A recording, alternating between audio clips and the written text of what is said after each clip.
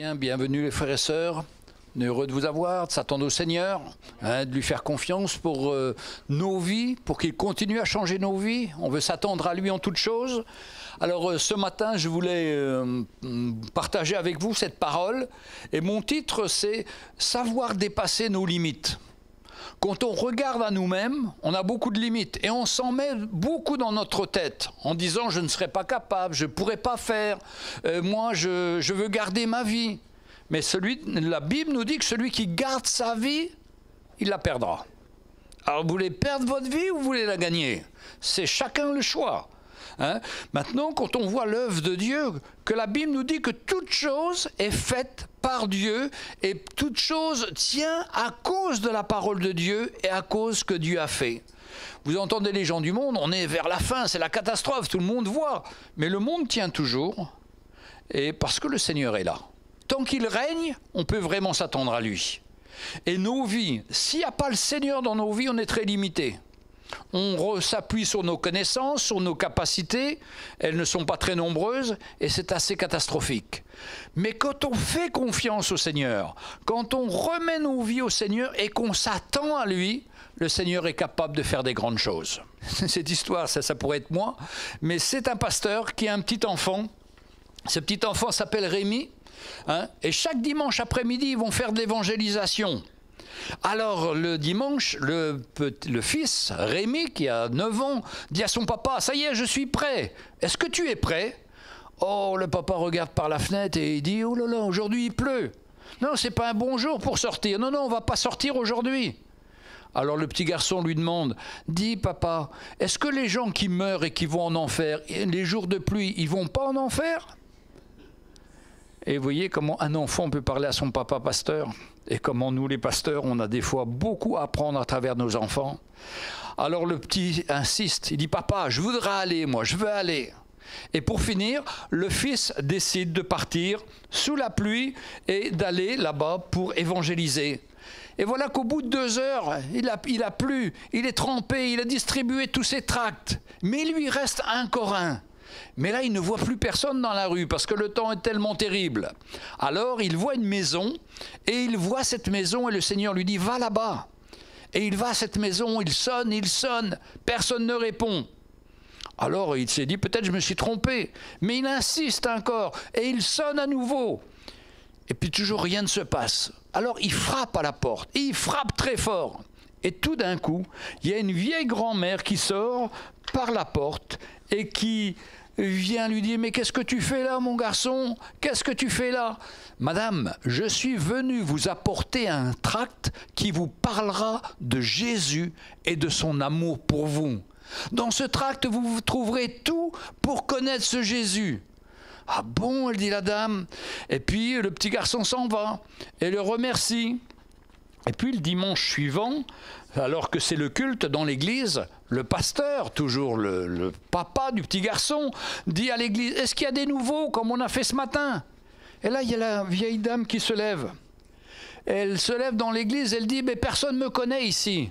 Mais il faut que je vous raconte. La semaine dernière, c'était dimanche, il pleuvait, il y avait de l'eau, il faisait froid, c'était terrible. Et il y a 3 mois, j'ai perdu mon mari. J'étais seul et désespéré chez moi. Et puis tout d'un coup, je me suis dit, ça y est, il faut que je termine ma vie là. Donc, je suis monté au grenier. J'ai pris une corde et j'ai accroché cette corde sur la poutre. J'étais sur ma chaise, prête à sauter. Quand tout d'un coup, j'ai entendu la sonnette. Oh, je me suis dit, mais personne ne me visite d'habitude. Pourquoi ça sonne? Il n'y a jamais personne qui vient me visiter. Alors je me suis dit, je vais faire silence, je vais attendre, et je suis sûr que ça va s'arrêter. Et elle a attendu. Mais ça sonnait toujours. Et puis elle a encore attendu. Puis tout d'un coup, on a tapé dans la porte. Alors elle s'est dit, là, il faut que je descende.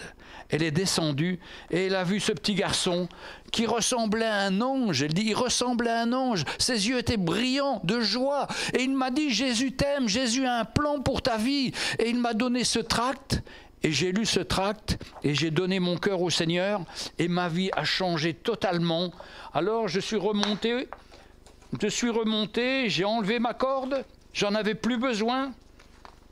Je suis remonté au grenier, j'ai enlevé ma corde, j'en avais plus besoin et aujourd'hui je viens dire merci au petit ange que Dieu m'a envoyé. » Alors le pasteur est sorti de sa chaire et il était prendre son enfant dans ses bras pour l'embrasser. Il pleurait, il était fini, mais il était tellement fier de son fils. Comme quoi, mes frères et sœurs, il faut se rappeler que Jésus lui-même est descendu de son ciel de gloire, où il était très bien avec son Père, avec les anges, il louait le Seigneur. Il a accepté de descendre par un temps froid, humide, de pluie. Il est venu sur cette terre pour être moqué par les hommes, pour être opposé aux hommes, mais pour donner sa vie pour nous sauver. Et comme ce petit garçon, il est allé là où c'était pas facile, mais il a vu la grâce de Dieu et grâce à la venue de Jésus, nous avons été sauvés. Quelle grâce extraordinaire, quel cadeau Dieu nous a fait. Et donc je voudrais vraiment vous encourager les frères et sœurs à sortir de vos habitudes, à sortir de vos limites et de faire comme un homme qui s'appelle Pierre, qui n'a pas hésité lui à sortir de la barque quand Jésus l'a appelé. C'est dans l'évangile de Matthieu au chapitre 14, versets 22 à 33.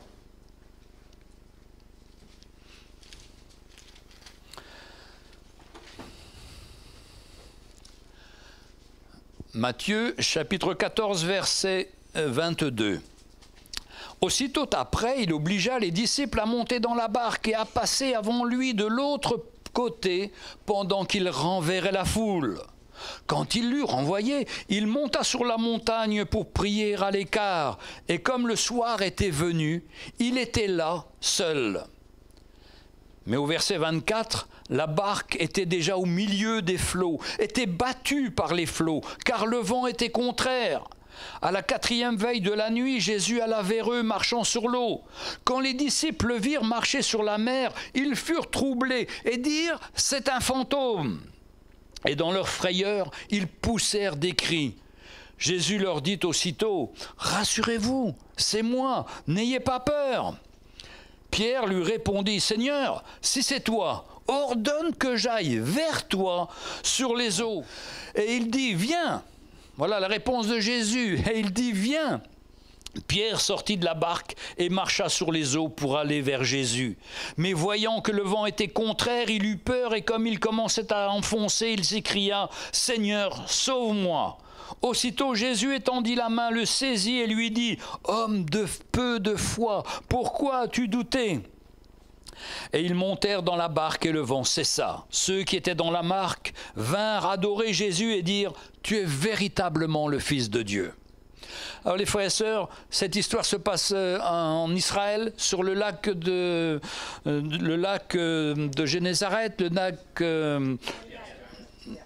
la mer de Tibériade, comme certains l'appellent. Pour ceux qui n'avaient pas vu de mer à l'époque, ils pensaient que 18 km par 21, c'était une mer et ce n'était pas un lac. Mais ils n'avaient jamais vu la mer. Donc, ils appelaient ça la mer, mais c'était le lac de Tibériade. Et dans le lac de Tibériade, il y a des vents extraordinaires parce qu'il y a des montagnes tout autour. Et tout d'un coup, alors que c'est un lac, il y a une réelle tempête. On a vu des réelles tempêtes sur le lac, c'était assez effrayant. On était en bateau, là aussi, sur ce lac, mais ces tempêtes étaient tellement fortes qu'ils croyaient qu'ils allaient périr. Mais Pierre a vu le Seigneur venir vers cette barque.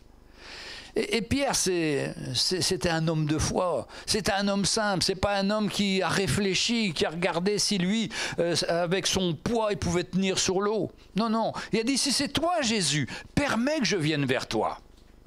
Mes frères et sœurs, si on compte sur nos raisonnements, sur notre poids, sur notre réflexion, on ne fera jamais rien pour le Seigneur. Il pleuvra toujours, ce sera trop chaud, ce sera trop froid, on aura toujours des excuses. Mais si on a la foi dans notre cœur et qu'on sait que c'est le Seigneur qui nous appelle, eh bien on va sortir de notre barque. Ah, c'est ça à quoi nous sommes appelés. Sortir de nos habitudes, sortir de notre zone de confort, sortir pour aller voir notre voisine, lui parler de Jésus ou lui faire un gâteau ou lui faire quelque chose pour toucher son cœur, comment le Seigneur va nous inspirer. Et Pierre, lui, il a entendu cette voix, il est sorti de la barque il a marché sur l'eau. Le miracle est arrivé. Avec le Seigneur, il faut s'attendre à son miracle, à son intervention. Si on reste dans notre zone de confort, dans nos pensées habituelles, rien ne se passe. Mais si on enjambe cette barque, si on dit non Seigneur, tu es avec moi, je te fais confiance, je m'attends à toi, eh bien le Seigneur a permis le miracle, c'est-à-dire que Pierre marche sur l'eau. Et vous voyez, Pierre, tout d'un coup, ses yeux se sont détournés. Il a regardé les vagues, il a regardé le vent. Et là, quand on regarde à l'ennemi, quand on regarde à nos découragements, on est fini. Et Pierre a continué à s'enfoncer. Il s'est mis à enfoncer dans l'eau. Il descendait de plus en plus bas, jusqu'au moment où il crie au Seigneur, « Seigneur, aide-moi » Et quand on crie au Seigneur, le Seigneur répond toujours. Il lui tend la main, il relève Pierre et il continue à marcher avec le Seigneur. Quel miracle, mes frères et sœurs. Alors nous pouvons être comme Pierre, faire le premier pas, puis après commencer à nous enfoncer parce que nous regardons aux circonstances, nous regardons aux situations, nous écoutons les médecins ou autres qui ont toujours des confessions très négatives. C'est pas pourquoi vous allez chez le médecin, vous n'êtes pas malade, mais vous ressortez et vous avez trouvé plein de maladies. Et après, ces maladies n'existaient pas. Moi, dernièrement, j'ai eu un petit problème. Ils m'ont dit, vous avez fait un AVC. Faites tel examen. Eh bien, tous les examens étaient bons, ce n'était pas un AVC. Je ne sais pas ce qu'il leur a pris, mais ils font peur quand même. Hein? Mais je sais que le Seigneur est celui qui nous garde. Et je sais qu'il garde aussi notre santé, qu'il nous protège. Mais les médecins, ce n'est pas eux qui vont vous encourager dans la foi. Ils vont faire comme le vent et la tempête. Vous allez couler avec eux. Mais si vous regardez à Jésus, lui, Jésus va vous tendre la main et il va dire à Pierre, quand Pierre a crié « Seigneur, sauve-moi », aussitôt Jésus étendit la main, le saisit et lui dit « Homme de peu de foi, pourquoi as-tu douté ?» Frères et sœurs, combien de fois on entend par jour cette parole du Jésus qui vient à nous? Homme de peu de foi, femme de peu de foi, mais t'as raté. Ben oui, pardon Seigneur. Seigneur, augmente ma foi, que ma foi soit plus forte et que je m'attende à toi en toutes circonstances. Et frères et sœurs, on est appelés à quitter notre zone de confort pour nous lever pour le plan du Seigneur et la volonté du Seigneur. Vous savez, quand je pense au livre des Actes, 12 disciples, ils étaient 120 dans la chambre haute, ils étaient tout craintifs. Ils étaient tout peur. Et le Seigneur leur avait dit, attendez que je vous envoie le Saint-Esprit. Parce que sans le Saint-Esprit, on est cuit. On n'a que nos forces. Mais quand le Saint-Esprit viendra, il sera en vous. Et sera une puissance comme un fleuve qui sortira de votre sein et qui va abreuver les autres, qui va amener la vie aux autres. C'est pourquoi de faire l'œuvre du Seigneur sans le Saint-Esprit, c'est très difficile et c'est même impossible. On a besoin de l'œuvre du Saint-Esprit en nous. Et pour que le Saint-Esprit vienne en nous, il suffit d'être né de nouveau, bien sûr, et d'avoir demandé au Saint-Esprit de venir, d'avoir été baptisé du Saint-Esprit. Hein? Mais on va regarder cet homme qui était à cheval sur une fenêtre entre l'extérieur et l'intérieur. Et des fois, on est comme ça. Acte 20, verset 7. Le premier jour de la semaine, nous étions réunis pour rompre le pain. Paul, qui devait partir le lendemain, s'entretenait avec les disciples et il prolongea son discours jusqu'à minuit. Alors, je ne sais pas s'ils ont commencé à 8 heures ou à 5 heures, mais son discours a duré jusqu'à minuit. Hein? Comme quoi, nous, on prêche très courtement, mais en Afrique, ils veulent qu'on prêche comme ça. Hein? Et quand vous avez fini, vous dites, non, on a encore 2 heures là, vas-y, continue. Et vous êtes couverts de sueur, épuisés et tout. Allez, on refait un mille avec eux et on repartage à nouveau la parole du Seigneur. Il y avait beaucoup de lampes dans la chambre haute où nous étions assemblés. Verset 9. Or, un jeune homme nommé Eutychus, qui était assis sur la fenêtre, s'endormit profondément pendant le long discours de Paul, entraîné par le sommeil. Il tomba du 3e étage en bas, et quand on voulut le relever, il était mort. Mais Paul était descendu, se penchant sur lui, et le prit dans ses bras en disant « Ne vous troublez pas, car son âme est en lui ». Quand il fut remonté, il rompit le pain et mangea, et il parla longtemps encore jusqu'au jour, après quoi ils repartirent. Le jeune homme fut ramené à la vie, fut ramené vivant, et ce fut le sujet d'une grande consolation. Alléluia. Vous voyez cet homme-là, il écoutait la parole de Dieu, mais il s'était endormi. On peut être dans l'église et dormir. Hein? Ça peut arriver. Mais bon, ici, vous ne risquez pas sur la fenêtre, vous n'allez pas tomber de haut, ça va. Hein? Mais cet homme, c'est plutôt symbolique ce qui est dit.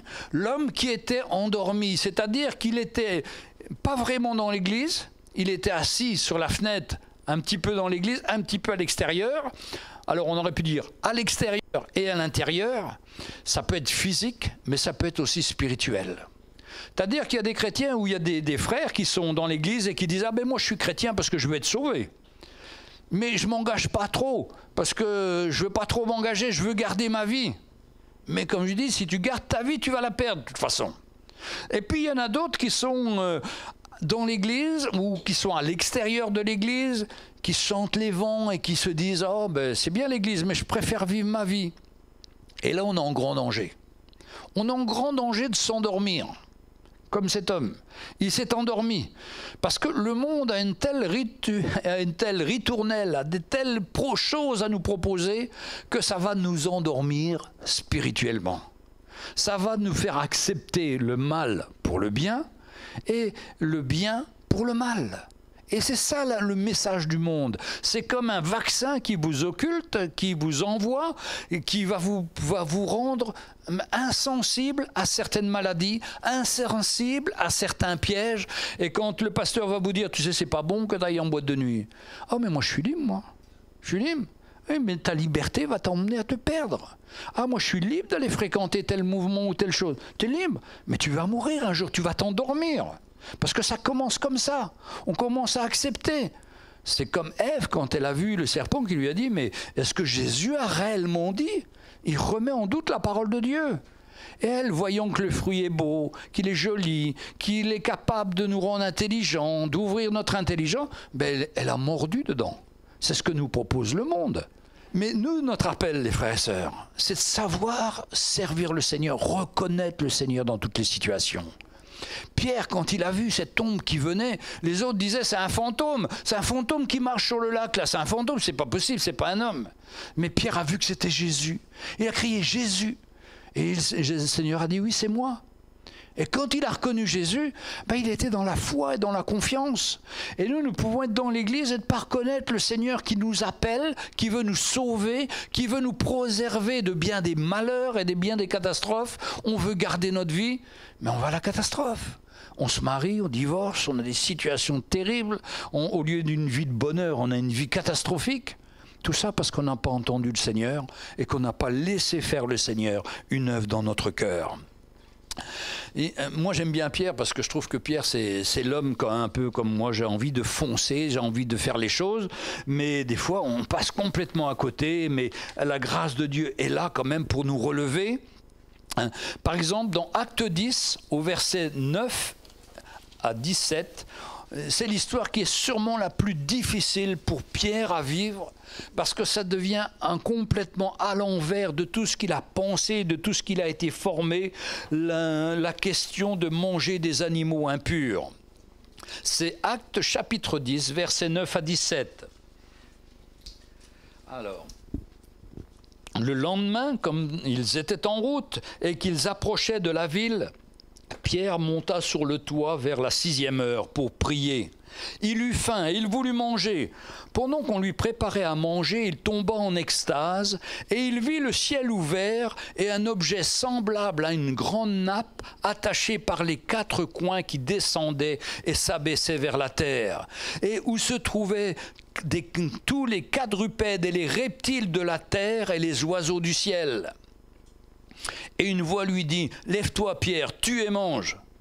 Ah mais Pierre dit non. « Seigneur, car je n'ai jamais rien de mangé d'un souillé ni d'impur. » Et pour la 2e fois, la voix se fit encore entendre à lui. « Ce que Dieu a déclaré pur, ne le regarde pas comme souillé. » Cela arriva jusqu'à 3 fois, et aussitôt après, l'objet fut retiré dans le ciel. Ah, voilà pour Pierre une expérience terrible. Hein, lui, il est juif. Il sait qu'on ne doit pas manger les animaux impurs. On ne doit pas manger, par exemple, du porc. On ne doit pas manger. Toute la loi juive nous explique tout ce qu'il ne faut pas manger. Les animaux qui ont des pieds fourchus. Hein. Différentes situations comme ça. Et Pierre, le Seigneur, lui montre ça. Mais non, Seigneur, c'est pas possible. Je ne peux pas renier tout ce que j'ai appris dans l'Ancien Testament. Mais on a changé d'époque. Le Seigneur était en train de se manifester. Et nous, mes frères et sœurs, on doit des fois changer d'époque, changer de situation, ne plus vivre comme on vivait avant, ne plus croire à ce qu'on croyait avant, mais s'attendre au Seigneur pour ce qu'il est en train de faire aujourd'hui. Parce que lui, il veut nous faire progresser, il veut nous faire révéler son plan de plus en plus, afin qu'on puisse le connaître par l'esprit et non pas par une connaissance intellectuelle.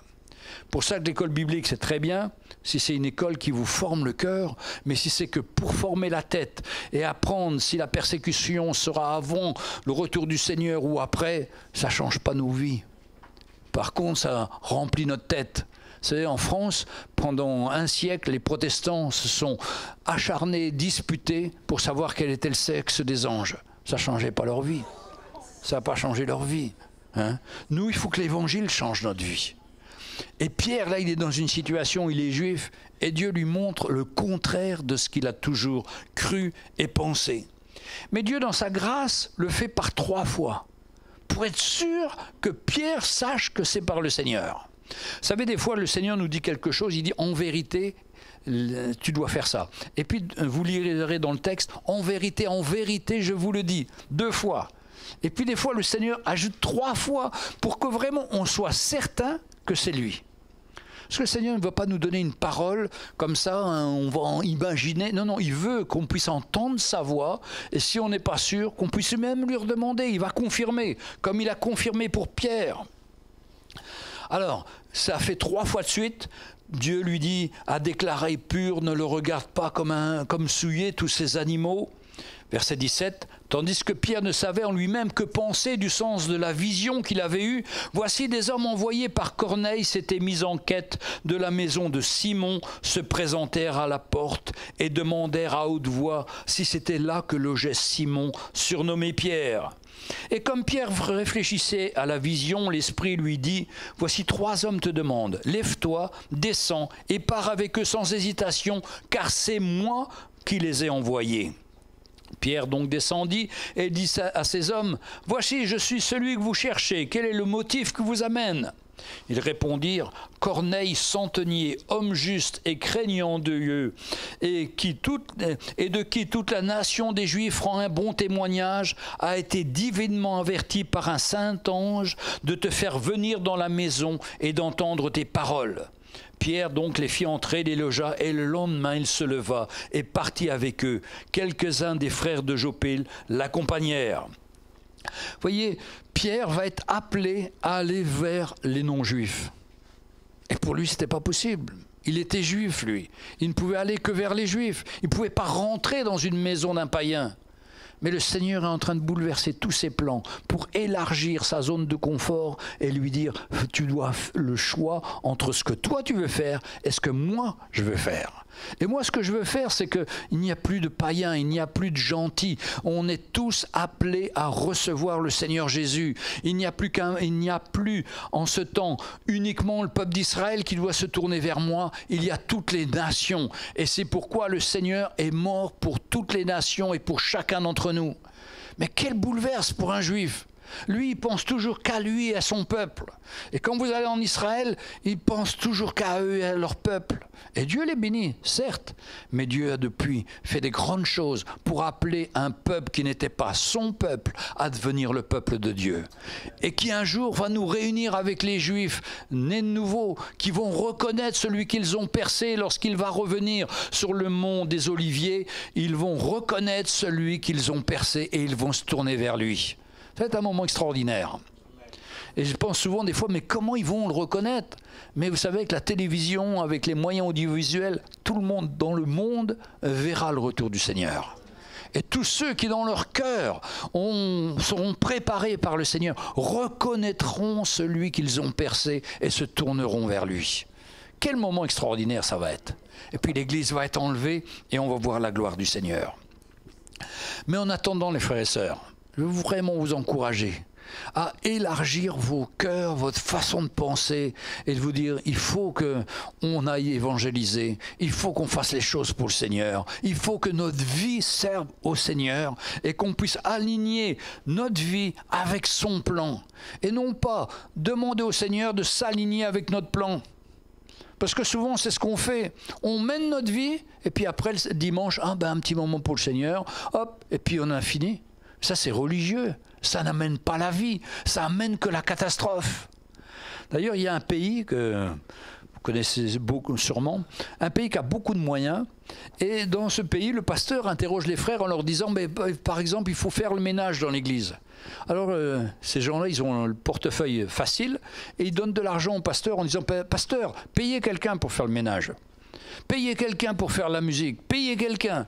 Et pour finir, l'Église est devenue une institution comme une, comment dirais-je, comme une administration française. Ils sont tous fonctionnaires, ils sont tous payés pour un travail, mais si vous demandez à celui qui fait le ménage de, je sais pas, de faire de la musique, il ne voudra pas. Ah non, il n'est pas payé pour ça. C'est terrible. Et l'Église a perdu la vision, elle a perdu la vue, elle a perdu le désir de servir le Seigneur. Frères et sœurs, il faut mieux des gens qui servent le Seigneur de tout leur cœur plutôt que des gens qui servent le Seigneur pour un salaire ou pour une fonction. Et c'est devenu une église tellement institutionnelle que tout est réglé du matin au soir, que tout est organisé, mais ils ne gagnent plus rien. Ils ne gagnent plus de nouvelles âmes, parce qu'ils ne vivent plus par la foi, ils ne vivent plus en s'attendant au Seigneur. Et nous, notre appel, mes frères et sœurs, c'est d'aligner notre cœur avec le plan du Seigneur, et toutes les fois que le Seigneur nous demande quelque chose, qu'on puisse dire « Oui, Seigneur ». Voilà, on avait reçu la lettre de Mickey, là. Autrefois, moi j'ai connu ça, hein, quand on habitait rue des Plaintes. Encore une offrande, les gars, encore une offrande. Ben, on peut faire ça, mais ça ne changera pas notre vie. Mais quand on entend encore une offrande, Seigneur, encore une occasion que tu me demandes de marcher par la foi, de soutenir ton œuvre et de participer à ce que tu es en train de faire en Afrique. Pourtant, je ne peux pas y aller. Maintenant, à cause de ma santé, je ne peux pas aller en Afrique, mais je peux soutenir l'Afrique. Et au lieu que cette lettre soit un handicap pour moi, au contraire, je me réjouis qu'il va y avoir une offrande le 2 juillet, qu'il va y avoir une autre le 2 août encore, et que je vais participer à cette offrande parce que je m'attends à être utilisé pour le plan du Seigneur. De toute façon, l'argent que Dieu nous donne, c'est au Seigneur, et il faut qu'on puisse lui rendre, et avec joie et avec liberté. Parce que quand on ne le rend pas avec joie et liberté, on est travaillé, on est mal fichu, on n'est pas d'accord. Ah ben encore une offrande, encore ci, encore ça. Mais c'est pour notre bien, les frères et sœurs. Le Seigneur veut qu'on vive par la foi en s'attendant à lui.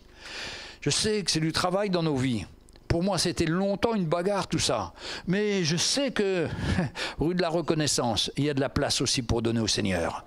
Et que tous les sujets, même les sujets que, rue de les Plaintes, je me plaignais, rue de la Reconnaissance, ça devienne une bénédiction. Pour ça, on a vraiment intérêt à changer de rue et de façon de voir les choses. De se dire, il me reste peu d'années à vivre, qu'est-ce que je vais faire? J'avais parlé des vieilles voitures. La voiture de Jean-Charles a 300 000 km. La mienne, elle a que 210 000. Je ne sais pas combien il y a celle de mon frère, mais bon, nos voitures sont finies. Mais moi, je me suis dit, au lieu d'acheter une voiture neuve à 30 000 €, je préfère acheter des caméras, je préfère acheter des choses qui vont servir pour l'œuvre du Seigneur. Ça, c'est plus utile. Ma vieille voiture, le Seigneur va me conduire et va me garder avec ça. C'est pas un souci. Mais avant, là, quand quelqu'un parlait comme ça me gênait. Ben non, il faut avoir la voiture à la mode, il faut avoir la voiture jolie, la dernière. Mais la dernière, la semaine prochaine, il y en aura une nouvelle. Donc, de toute façon, c'est cuit. Hein. Là, on n'aura jamais la dernière. Tant qu'elle sorte, il y a déjà une nouvelle qui est arrivée. Hein. Mais mes frères et sœurs, notre but, c'est de servir le Seigneur. C'est de quitter notre zone de confort. Même si on a peu de moyens, même si c'est difficile, mais au moins, on veut mettre de côté la part qui revient au Seigneur, afin que le Seigneur soit glorifié dans notre vie. Et quand on arrivera au Seigneur, le Seigneur nous dira, bon, écoute, tu n'as pas eu beaucoup de moyens, c'était pas facile la vie pour toi, mais j'ai vu ton cœur, j'ai vu que tu me mettais en premier, et que c'était moi qui comptais pour toi. Alors viens, mon enfant, viens dans le repos de ton maître. Mais s'il nous voit comme, je ne sais plus comment il s'appelait, l'homme de Eutychus, endormi, toute notre vie endormie, mais le Seigneur ne pourra rien faire avec nous. Il dira, je ne te connais pas. Mais frères et sœurs, on a intérêt à ce que le Seigneur nous connaisse. C'est une grâce quand le Seigneur nous connaît. On sent la paix et la joie du Seigneur. Là, on va partir en vacances pour beaucoup. Et je me souviens, les vacances, on dit, allez, on va se reposer. Malheureusement, quand on va dans le sud de la France, tout le monde est là. Et vous ne pouvez pas vous reposer, ils font la fête, ils font la java tout le temps. Vous allez là pour vous reposer, pour être tranquille. C'est justement là qu'il ne faut pas aller. Il faut mieux rester chez vous, vous êtes plus tranquille. Hein, il y a moins de monde et tout. Maintenant, les vacances, je dis, allez, je vais mettre du temps pour le Seigneur.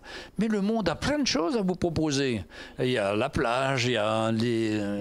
enfin, il y a plein de choses, plein de choses à visiter, plein de choses à faire. Tout ça pour nous éloigner du plan du Seigneur quelque part. Pour qu'on soit occupé à plein de choses. Mais c'est pas la vie, ça.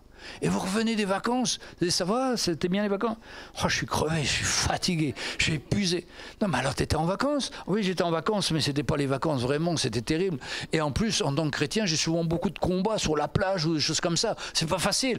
Alors, non, mais mes frères et sœurs, à nous de choisir. Hein? Moi, je sais qu'on a limité les choses comme ça, parce que ça n'apporte pas ce qu'il faut. Hein? Vous savez, mais quand on sert le Seigneur, quand on a fait des choses pour le Seigneur, quand on a même peut-être resté ici ou même parti en vacances, mais quand on s'est mis à la disposition du Seigneur, ben on a vu la main du Seigneur, on est heureux, on a servi le Seigneur, on a eu des temps merveilleux. Je me rappelle un jour avec Sonia, on devait aller dans un camp chrétien où j'étais animateur, je crois. Et puis moi, je ne regarde pas le calendrier, je suis arrivé avec 8 jours d'avance au camp. Et j'arrive sur le camp, il n'y avait personne. Mais il dit, mais et c'était près de Bordeaux, par là. Et j'ai dit, mais mince, qu'est-ce qui se passe? Et bien, il m'explique qu'on a 8 jours d'avance. Bon, mais qu'est-ce qu'on va faire pendant 8 jours? On va pas remonter à Paris quand même. Et donc on a été sur une île où on connaissait des chrétiens et on a passé un temps super avec eux. Et c'est un moyen extraordinaire de servir le Seigneur et de utiliser ce temps pour le Seigneur. Bien sûr, le camp, c'était aussi un camp chrétien, on allait aider. Mais avant d'aider les autres, il faut déjà être ressourcé soi-même. Il faut déjà cette relation avec le Seigneur. Il faut déjà grandir avec lui pour pouvoir apporter. Si on y va, on descend en vacances, on ne s'est pas préparé. C'est comme ce matin quand on vient au culte, les frères et sœurs. Moi, j'ai un conseil à vous donner. Préparez-vous chez vous. Cherchez le Seigneur, passez du temps avec le Seigneur. Dites au Seigneur que mon cœur soit ouvert. Autrement, si vous venez en touriste, vous repartirez en touriste. Mais si vous venez avec une attente dans votre cœur, le Seigneur, dans sa grâce, va vous parler, va vous encourager. Vous allez ressentir les mêmes choses. Vous allez ressentir la vie de l'Esprit. Vous allez ressentir que c'est Jésus qui vous parle. Ce n'est pas Jean-Louis. C'est Jésus qui parle à travers Jean-Louis pour vous encourager à marcher dans la foi et à sortir de votre zone de confort pour dépasser vos limites et vous attendre au Seigneur. Philippiens 3, verset 15. C'est Paul qui raconte toute sa vie, il était... Bon. Et là, il termine. Moi aussi, j'ai été saisi par Jésus-Christ. Frère, je ne pense pas l'avoir saisi. Mais je fais une chose, oubliant ce qui est en arrière et me portant vers ce qui est en avant, je cours vers le but pour remporter le prix de la vocation céleste en Jésus-Christ. Ce verset-là me parle quand je parle de dépasser nos limites. Peut-être vous avez voulu travailler dans l'œuvre du Seigneur et ça ne s'est pas bien passé. C'est-à-dire que quand on travaille dans l'œuvre du Seigneur, il faut être prêt à recevoir des critiques, à dire... Moi, je me rappelle le premier message que j'ai donné aussi. Bon, j'en ai donné plusieurs, mais c'était toujours un peu catastrophique au début. Et il y avait toujours quelqu'un qui me disait « Mais ce que tu as dit, c'était nul. Hein. Ce que tu as dit, c'était nul, quoi. » Mais c'était permis par le Seigneur pour me remettre à ma place aussi, parce qu'on aurait tendance à vite croire qu'on est capable. Hein? Mais notre capacité n'a aucune valeur aux yeux de Dieu. Il faut mieux se sentir incapable et compter sur la grâce de Dieu que d'être capable. Et des fois, on a commencé l'œuvre du Seigneur et ça a été dramatique parce que les uns les autres vous critiquent, vous disent que vous n'auriez pas dû dire ça, pas faire ça et tout ça. Bon, les frères et sœurs, il faut être prêt à tout, avoir les épaules larges, mais tout le monde a ça, tout le monde a ça. Pour pas qu'on s'enorgueillisse, mais qu'on apprend à s'appuyer sur lui. Parce que tout ce que je vais dire par moi-même, ça n'a pas d'intérêt. Et ce que va dire par le Seigneur à travers moi, ça va apporter la vie. Mais si je crois sur mes capacités, ben je suis fini. Et alors, on a peut-être eu des expériences négatives, on s'est approché, on a voulu servir le Seigneur, puis le pasteur n'a même pas tenu compte de ce que j'ai fait, m'a même pas remercié. Parce que s'il y a une chose qu'on n'arrive pas à se rendre compte, c'est de notre orgueil. On pense toujours que c'est les autres qui sont orgueilleux. Mais tout d'un coup, quand vous comprenez que c'est vous, et que le Seigneur vous parle à vous, ben vous êtes un peu fini. Mais Paul disait, j'oublie ce qui s'est passé. J'oublie ces mauvaises expériences. Et je continue en faisant quoi? En regardant à Jésus, en portant mes regards pour ce qui est en avant, en regardant à Jésus, parce que je ne fais pas les choses pour les hommes, je veux les faire pour le Seigneur. Et c'est ça la clé. Et tout ce que j'ai fait qui a mal tourné, qui n'a pas été apprécié, mais Seigneur, j'oublie tout ça. Moi, je veux te servir, toi. Je veux te mettre le premier. C'est pour toi que je fais ces choses. Et je m'attends à toi, Seigneur. Et le Seigneur, dans sa grâce, va nous fortifier, nous équiper. J'ai encore une petite histoire. Il s'appelle le jeune violoniste. Il a 8-9 ans. Il joue du violon. Et puis son professeur l'encourage. Il dit, il y a une audition la semaine prochaine dans un grand amphithéâtre. Donc tu vas jouer. Oh, le garçon dit non, mettez quelqu'un d'autre. Hein. C'est comme quand on dit venez prêcher, il y a beaucoup qui disent non, mettez quelqu'un d'autre, hein, je ne veux pas y aller moi. Non. Alors le garçon, il va quand même sur le professeur, lui demande, allez, vas-y, il l'encourage. Et il y va. Et il joue du violon merveilleusement bien. Mais il termine à la fin, tout le monde l'applaudit. Mais le garçon se met à pleurer. Il se met à pleurer, il est fini, il dit « Qu'est-ce que je fais là? C'est nul, qu'est-ce que je fais là ?» Tout d'un coup, il se retourne, il voit que son professeur l'applaudit. « Ah, ben si mon professeur l'applaudit, là, il retrouve le sourire. » Nous, ce qu'on a besoin de savoir, est-ce que notre Seigneur est content de ce qu'on fait pour lui? Est-ce qu'il est satisfait de ce qu'on fait pour lui? Si les hommes ne comprennent pas, c'est pas grave. Mais lui, le Seigneur, s'il a vu notre cœur et notre disposition pour lui, c'est ça qui compte, mes frères et sœurs. On ne veut pas servir Dieu pour les hommes, on veut servir pour qui il est et pour ce qu'il fait dans notre vie. Mais ça nous libère de toute critique, de toute chose qu'on peut entendre. Moi, ce qui est important, c'est de savoir que le Seigneur est satisfait de ce que je dis ou ce que je partage pour lui et que je m'attende à lui avec joie et avec reconnaissance. Mais je voudrais vraiment terminer en vous encourageant chacun d'entre vous à dépasser vos limites, à dépasser votre zone de confort. J'ai entendu un jour que quelqu'un dit vivons heureux, vivons cachés. D'abord, ce n'est pas dans la Bible, hein, je vous rassure tout de suite. Et puis il y en a qui sont tellement cachés qu'on ne les voit jamais. Ils sont cachés. Et vous cachez, vous allez rester cachés. Et ça ne changera pas votre vie. Par contre, si vous venez, là, le Seigneur peut travailler votre cœur. Là, le Seigneur peut faire une œuvre. Là, tout d'un coup, vous pouvez être saisi et entendre cette parole qui vient vous transformer, vous changer, accepter le Seigneur, avoir une vie transformée. Mais ça vaut la peine. Ça vaut la peine, mes frères et sœurs. Et c'est la grâce qu'on a de se retrouver et de partager la parole. C'est pourquoi, même si vous n'êtes pas bien, venez quand même à l'église. Le Seigneur va agir. Sa grâce va se manifester. Vous n'êtes pas bien, venez quand même dans les réunions de prière. Il m'arrive à moi d'être très fatigué le lundi. On a beaucoup de choses à faire. On arrive à la réunion de prière, on est épuisé. Mais la réunion commence. La présence du Seigneur est là, on est fortifié, encouragé. Et même le soir, quand on a du mal à s'endormir parce qu'on est tellement excité de ce que le Seigneur nous a parlé, de ce que le Seigneur nous a fait du bien. L'ennemi nous fait croire qu'on est fatigué. Ah, si on écoute notre fatigue, on est cuit. Hein. Il y a des pays, je ne dirai pas le pays, mais les gens sont toujours fatigués. Il y a des pays, les gens sont toujours fatigués. Et c'est terrible parce que ça limite leur vie, ça limite ce que le Seigneur peut faire quand on se croit fatigué. Parce que l'ennemi nous fait montrer qu'on est fatigué, c'est sûr. Hein? Mais le Seigneur nous renouvelle nos forces. Quand on regarde à lui, hein, il nous renouvelle, il nous fortifie et on est renouvelé dans notre être intérieur. Sa grâce est là et nous transforme. C'est bizarre qu'on n'ait jamais fatigué pour aller au match de football, mais qu'on est fatigué pour venir à l'église. Il y a vraiment un problème, les frères et sœurs. Il faut vraiment que ces choses changent. Alors je sais que les sœurs ne vont pas au match de football, mais elles ont peut-être d'autres choses qui les passionnent plus. Mais quand on s'attend au Seigneur, il nous renouvelle et il fortifie et il prend soin de chacun d'entre nous. Amen. On va se lever, on va remercier le Seigneur. Alléluia.